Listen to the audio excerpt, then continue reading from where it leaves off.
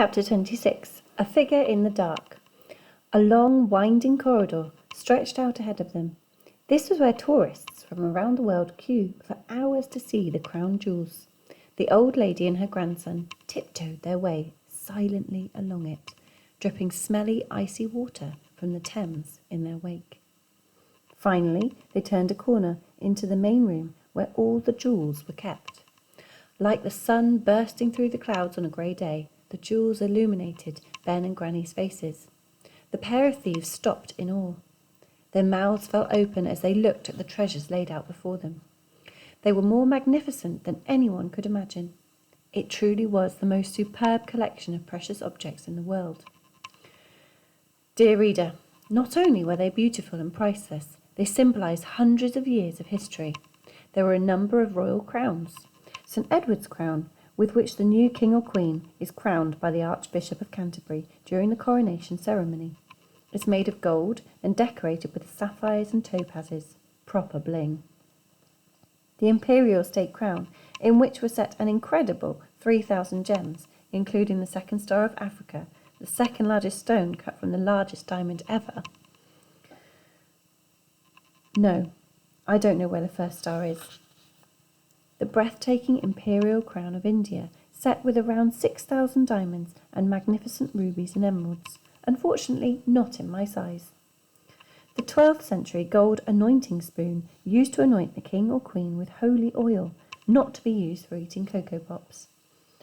Not forgetting the ampulla, the gold flask in the form of an eagle which contains the holy oil, like a really posh thermos flask. And finally, the famous orb and sceptres. That's a lot of gear. If the crown jewels were featured in the Argos catalogue, they would probably look like this. Granny took out the rolled-up supermarket carrier bag she kept in her handbag, ready to put the crown jewels in. Right, we just need to break through this glass, she whispered. Ben looked at her in disbelief. I'm not sure we're going to get all these jewels in there. Well, sorry, dear, she whispered back. You will have to pay 5 pence for plastic bags at the shops these days, so I only bought the one. The glass was inches thick, bulletproof. Ben had smuggled a few compound chemicals out of his science class and combined them to go kaboom if set alight. They stuck the chemicals into the glass with some blue tack. Then Granny attached one end of the ball of pink wool to the blue tack. Wool would be the perfect fuse. Then she produced some matches. They just needed to make sure they were far enough away from the explosion, otherwise they might get blown up too. Right, Ben, whispered Granny, let's get as far away from the glass as we can. The pair retreated around a wall, unravelling the pink wool as they went. Do you want to light the fuse? Said Granny. Ben nodded. He really wanted to, but his hands were trembling so much with excitement he didn't know if he could. Ben opened the matchbox. There were only 2 matches inside. He went to strike the first, but his hands were shaking so much that it broke in 2 when he did. Oh dear, whispered Granny. Have another go. Ben picked up the second match. He tried to strike it, but nothing happened. Some river water must have leaked out of the sleeve of his wetsuit. Now both the match and the matchbox were soaking wet. No! Cried Ben in desperation. Mum and Dad were right. I am useless. I can't even light a match. Granny put her arms around her grandson. As they cuddled, their wetsuits squeaked a little. Don't talk like that, Ben. You are an amazing young man. You really are. Since we've been spending so much time together, I'm 100 times happier than I could ever say.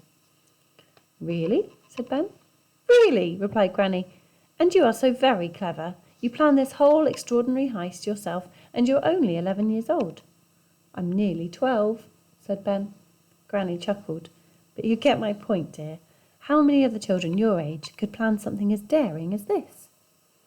But we aren't going to steal the crown jewels now, so it's been a massive waste of time. It's not over yet, said Granny, as she pulled out a tin of cabbage soup from her handbag. We can always try some good old-fashioned brute force. Granny handed the tin to her grandson. Ben took it with a smile and then walked over to the cabinet. Here goes, said Ben, as he swung back the tin to strike the glass. Please don't, said a voice from the shadows. Ben and Granny froze in terror. Was it a ghost? "Who's there?" Ben called out. The figure stepped out into the light. It was the Queen.